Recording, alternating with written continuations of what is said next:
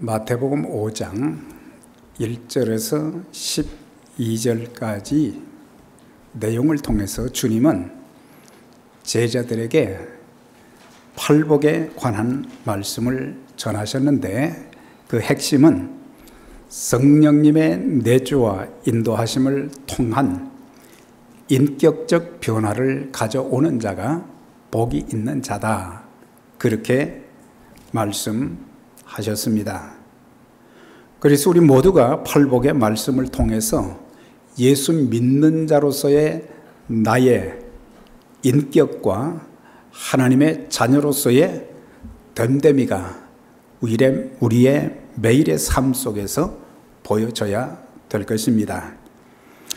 특별히 오늘 함께 봉독한 13절의 말씀은 주님의 제자가 된 자들이 세상에서 어떤 모습으로 살아야 할지, 즉 삶의 원리와 사명에 대해서 말씀해 주고 있습니다.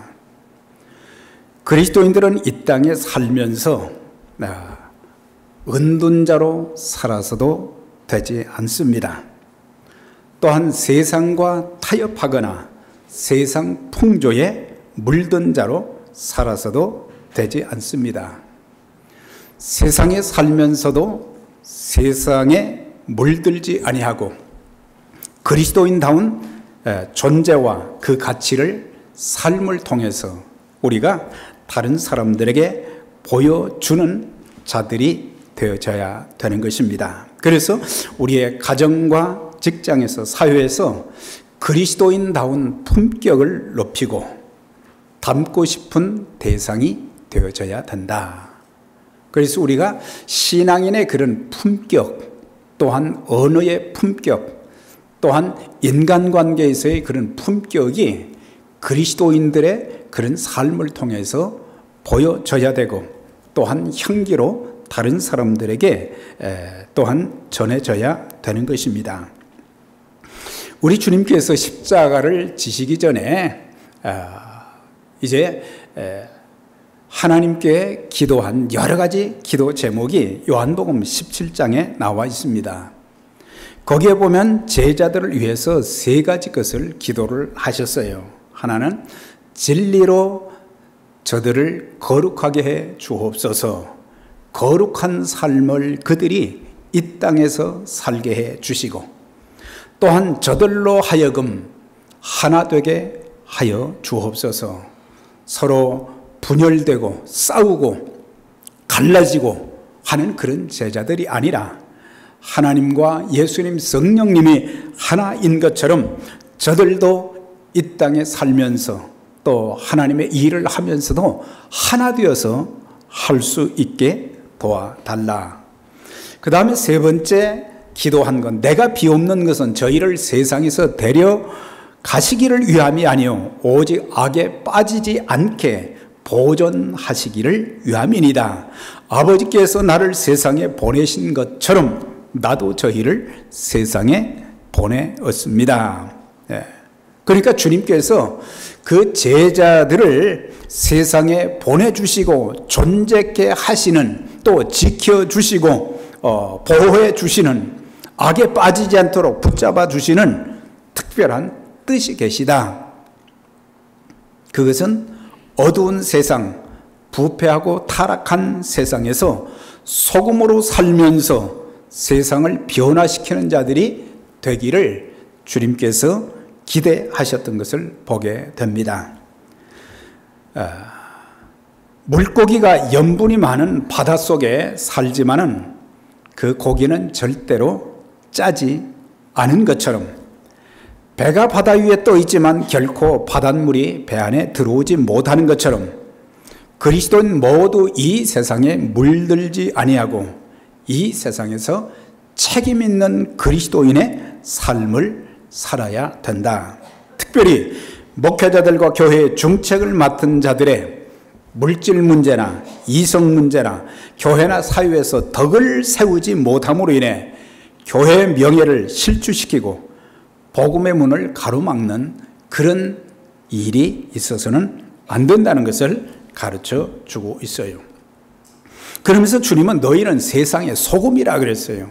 그러니까 제자들에게 말씀하셨고, 또한 그것은 오늘 예수님을 믿는 우리 모두에게도 똑같이 말씀하시는 것이 너희는 세상의 소금이다, 그렇게 말씀을 하셨어요. 여기서 너희는 그리스도인을 말합니다.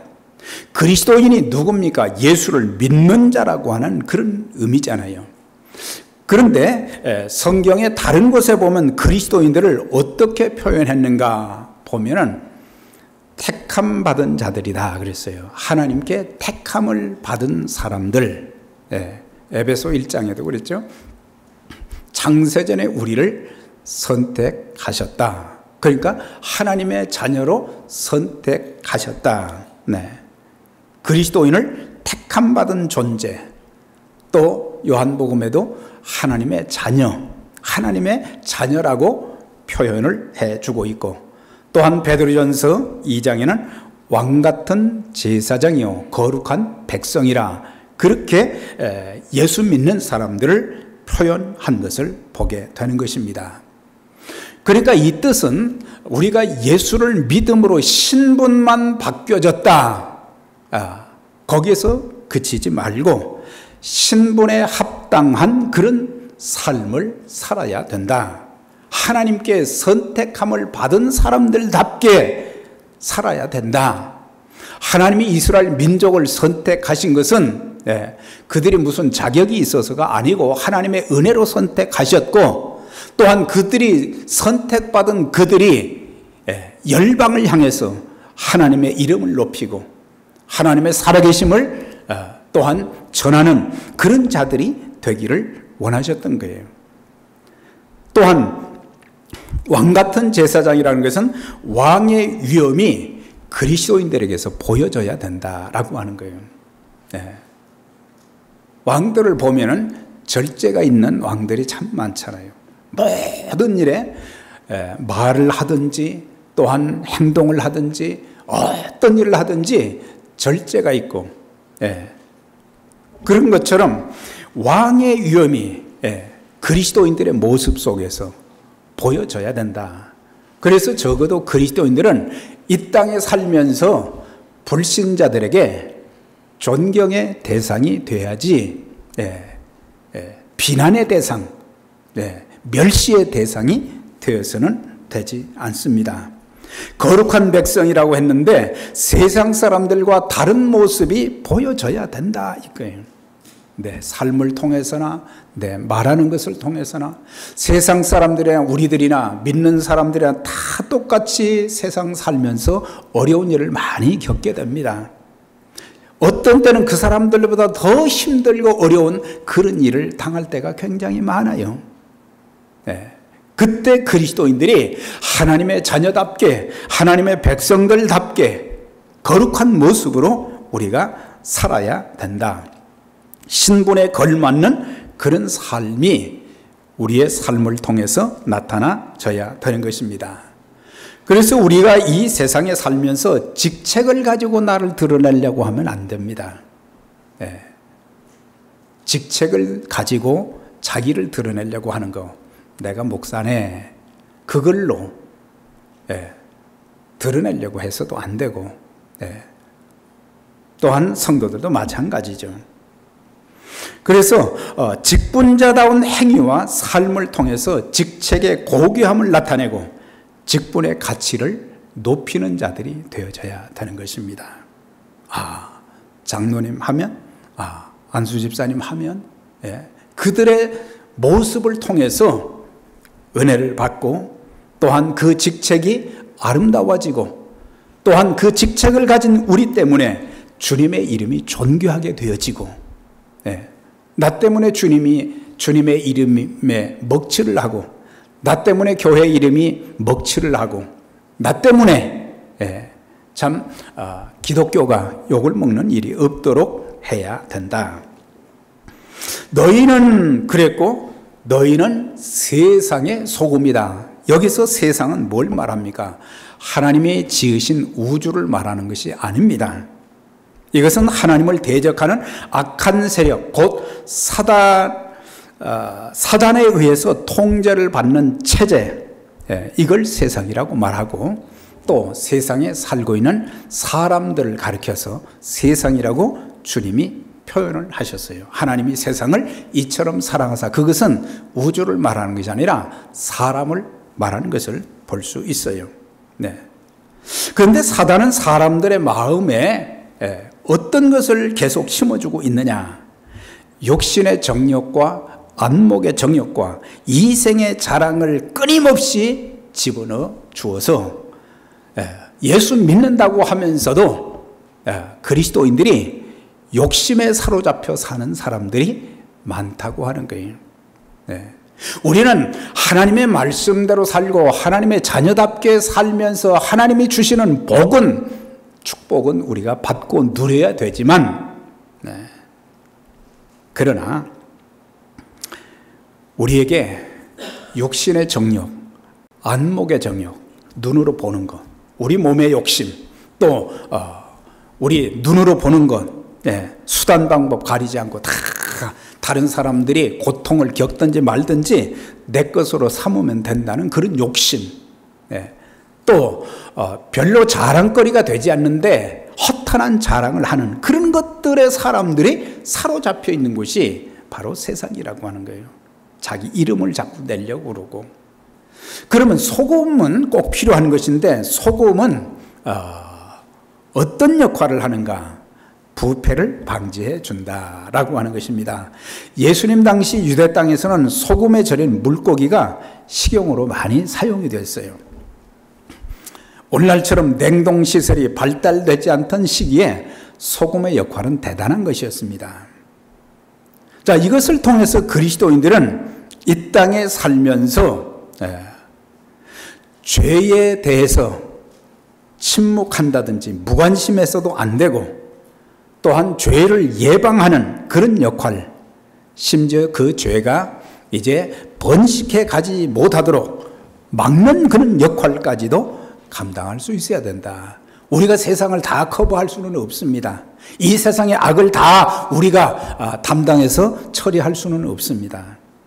그러나 우리는 주님의 도움을 받아서 우리의 삶을 통해서 악이 더 이상 번성하지 못하도록, 더 많은 사람들이 죄로부터 죄의 노예가 되어지고 그 죄로 인해서 고통을 겪고 그 죄로 인해서 영원한 죽음과 지옥 형벌에 처해지는 일이 없도록 하는 그런 역할을 우리가 해야 된다.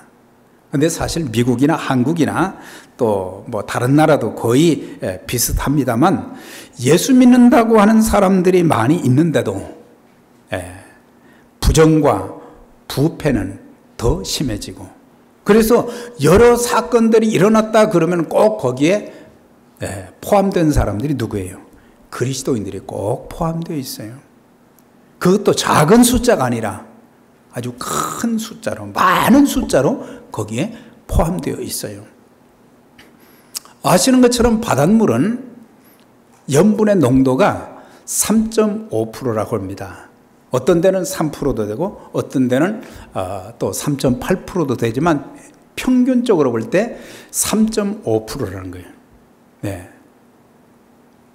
그러니까는 3.5%라도 아주 중요한 역할을 하는 것처럼 그리스도인들의 그런 삶 속에서 우리들을 통해서 보여져야 되는 것이 적어도 부패, 부정의 온상이 되거나 진원지가 되어서는 안 된다는 것을 우리에게 말씀해 주고 있어요. 그래서 부패를 방지해 주고, 또한 음식에 맛을 내준다 그랬어요. 음식을 만들 때 소금이 들어가지 않은 요리는 거의 없습니다. 소금은 음식의 맛을 더해 줍니다. 이건 뭘 가르치겠어요? 그리스도인들의 모습 속에서 활기가 좀 넘치고 무엇인가 매력적인 그런 모습이 보여져야 될 것입니다.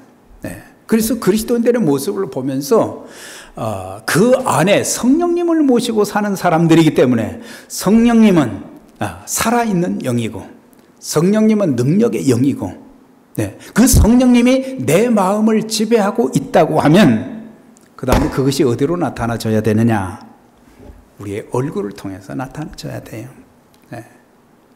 예, 여러분들 얼굴을 이렇게 한번 잘 보십시오. 네. 정말 주님이 내 안에 성전 삼고 계신가? 내 얼굴 모습을 보면서 사람들이 뭔가 저 사람 안에는 뭐가 있구나. 네.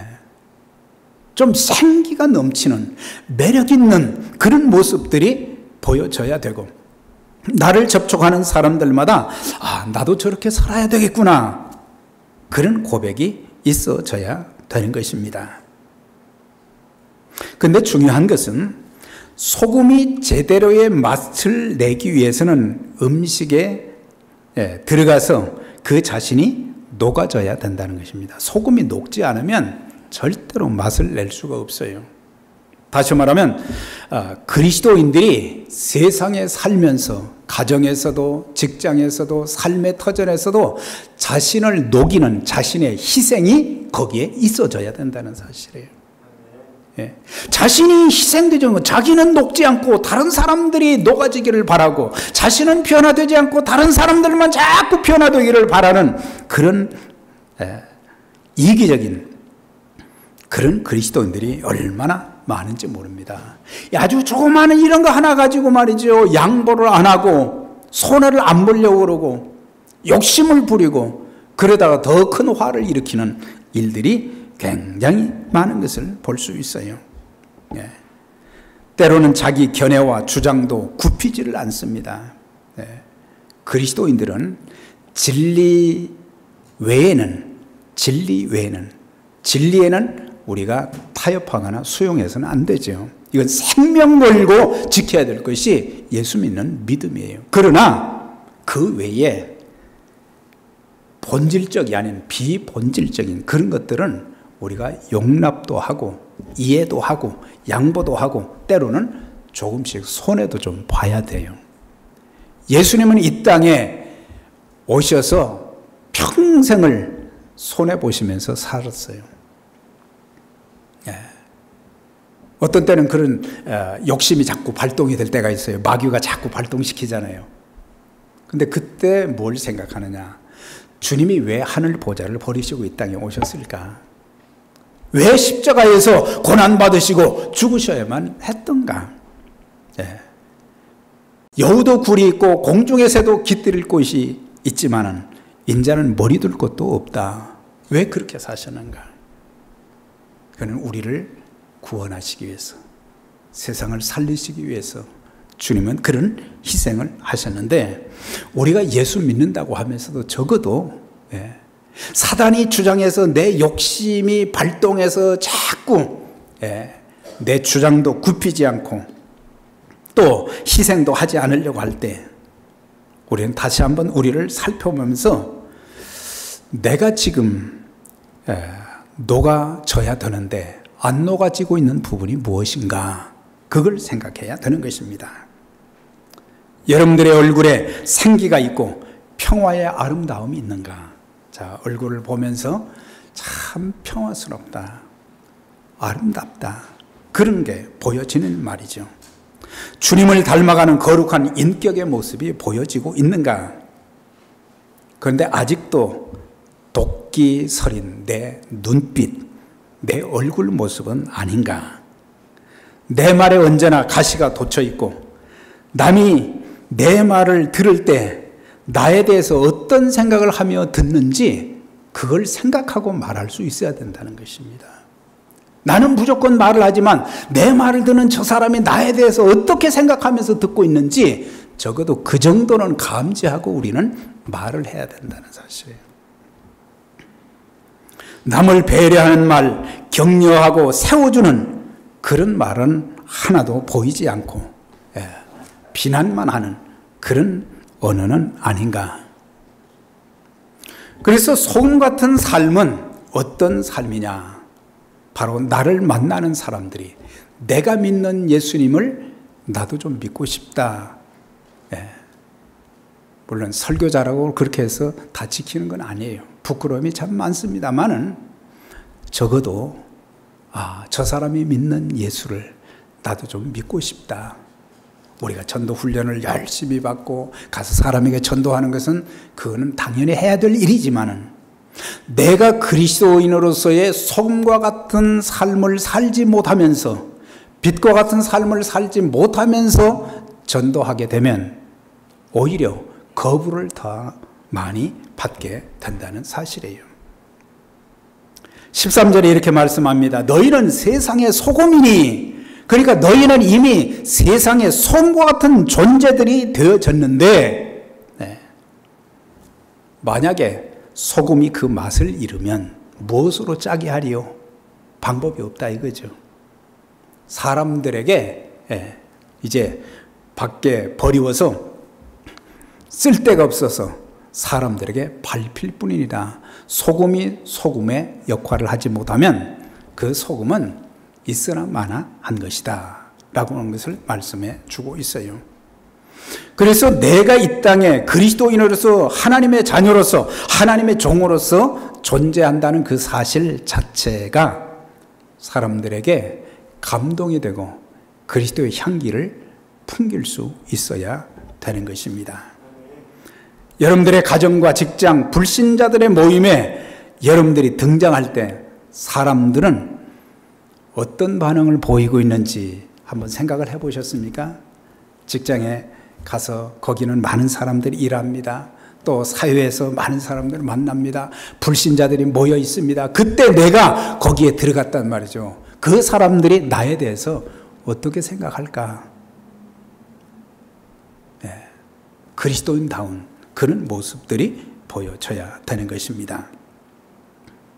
그리스도인들이 있는 곳에, 목회자들이 있는 곳에 불법과 부정, 부도덕이 사라져야 될 것이고, 성적으로 부도덕한 모습, 물질적으로 정직하지 못한 모습, 인격적으로 아름답지 못한 모습, 사기와 횡령과 마약과 도박이 그리스도인들에게서 사라져야 된다는 사실이에요. 이런 글을 보았습니다. 맛을 잃은 소금과 같은 그리스도인의 모습이라는 그런 제목이에요.